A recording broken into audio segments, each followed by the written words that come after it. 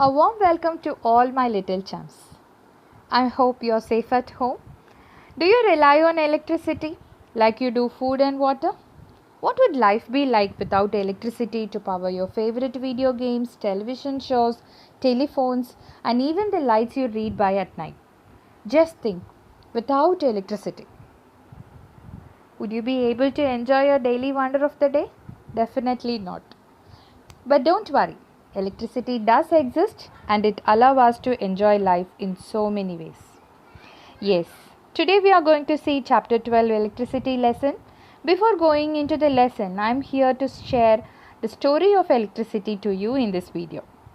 So since electricity is a natural force that exists in the world, it didn't have to be invented. It did, however, have to be discovered and understood. Most people give credit to Benjamin Franklin for discovering electricity. But actually, 2600 years ago, it was Greeks who were the first to discover the notion of electric charge. They observed that amber, a kind of a fossil which they were using it in their jewelries, when rubbed with an animal fur, it attracted dried grass.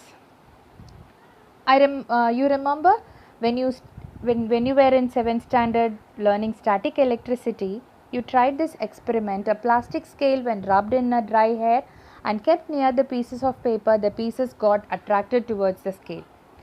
So it is a similar kind of that. And next is the Egyptians were also using electric catfish, which could trigger shocks in the body. They used it to treat headache and nerve pain. And next comes the Baghdad battery, which was invented by Dr. Wilhelm Koenig. This is quite interesting. It is in the form of a vase shape and it is made up of clay.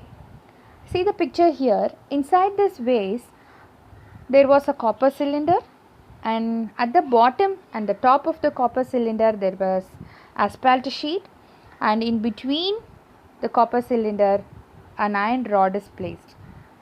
So this battery seems to have served no other purpose than that of generating a weak electric current.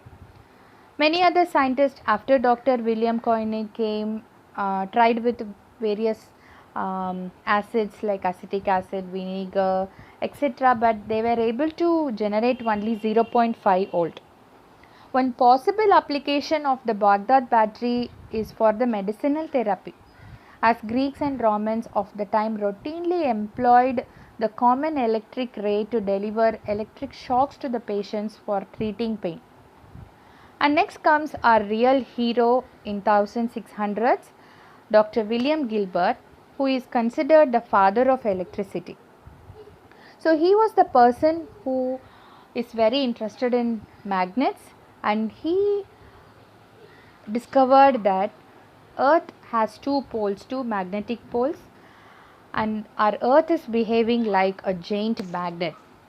But his interest about the magnetism, we will learn when we come to magnetic effects of electric current. But he was the very first man to find world's electroscope. He coined the word electricus, which is a Latin meaning of amber. Later, William Gilbert comes Thomas Browne, who investigated more about Gilbert's work, and it was he who coined the word electricity, and that is how electricity came into existence. So now coming back to Benjamin Franklin. Up until that time, scientists had mainly known about and experimented with static electricity. Benjamin Franklin took things a bit step ahead. He came with the idea that electricity had positive and negative elements, and that electricity flowed between these elements. He also believed that lightning was a form of this flowing electricity. In 1752, Franklin conducted his famous kite experiment in order to show that lightning was electricity. He flew a kite during a thunderstorm. He tied a metal key to the kite string to conduct the electricity. Just as he thought, electricity from the storm clouds transferred to the kite and electricity flowed down the string and gave him a shock. He is lucky that he didn't get hurt, but he didn't mind the shock since it proved his idea. Building upon Franklin's work, then came many other scientists, studied electricity, and began to understand more about how it works.